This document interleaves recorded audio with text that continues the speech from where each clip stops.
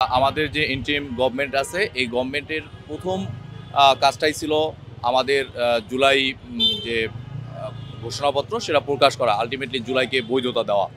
আপনি জানেন যদি আমরা এই জুলাইকে বৈধতা দিতে না পারি তাহলে আমরা কিন্তু এই যারা জুলাই অভ্যুত্থানের সাথে জড়িত এবং প্রত্যেকটি অভ্যুত্থানের পরেই আমরা মানে যেটা দেখতে পারি, যদি এই জুলাই অভ্যুত্থানের কথা বলেন, এটা যদি এরপরে যদি জুলাইকে আমরা বৈধতা দিতে না পারি তাহলে প্রত্যেকেই রাষ্ট্রদ্রোহী মামলা বা বলেন এই ঝামেলাগুলো এই ক্ষেত্রে কিন্তু সরকার প্রধান হিসাবে ডক্টর ইউনূস সাহেবও কিন্তু এটার আওতাভুক্ত পড়বেন। যার কারণে আমাদের প্রধান কাজ ছিল এই আমাদের যে পিছনে ফ্যাসিস্ট সরকার ছিল তার বিচার করা এবং এই জুলাইকে বৈধতা দেওয়া। সেক্ষেত্রে আওয়ামী লীগ সরকারের মানে যে ফ্যাসিজম ছিল এইটার বিচার কার্যর কথা যদি বলেন তাহলে প্রথম ধাপ অনেকটাই আগাইছে, যে আওয়ামী লীগের কার্যক্রমকে নিষিদ্ধ করা এবং আস্তে আস্তে তাদেরকে আইনের আওতায় আনা যাদেরকে, কিন্তু এক্ষেত্রেও কিছু কিছু শিথিলতা ছিল। আর একটা ব্যাপার হলো যে সংস্কারের কথা বলা হয়েছে এবং পরবর্তী নির্বাচন, সেই জায়গাতে ডক্টর মোহাম্মদ ইউনূস মানে আমাদের যে চিফ অ্যাডভাইজার রয়েছেন তিনি বলছিলেন যে এপ্রিলের প্রথম সপ্তাহে নির্বাচন দিবেন।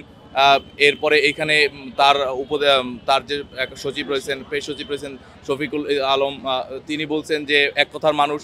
সেক্ষেত্রে আসলে কি রাজনীতিতে এক কথা বলতে বা দেশ চালাতে এক কথা বলতে আপনি যদি এরকম গার্ডস নিয়ে বসে থাকেন, আমি যেটা বলতে চাই এটা কিন্তু আমরা ফেসিস্টের আমলে দেখছি যে শেখ হাসিনা যেটা বলতেন ওইটাই। এই কোটা সংস্কার আন্দোলনের সময় 18 সালে কিন্তু সে রাগ হয়ে বলে দিচ্ছে যে কোনো কোটাই থাকবে না, এটা কিন্তু সে আবার ওইখান থেকে ফিরে আইসা এরপরে কি ম্যাসিভ আকার হয়ে গেল এটা আমরা জানি।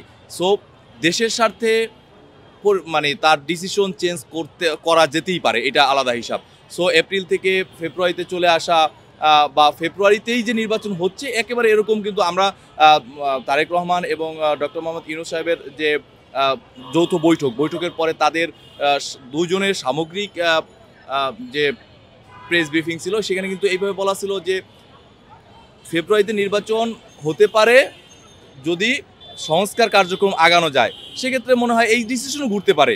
তবে যত দ্রুত সম্ভব নির্বাচন দেওয়া ভালো।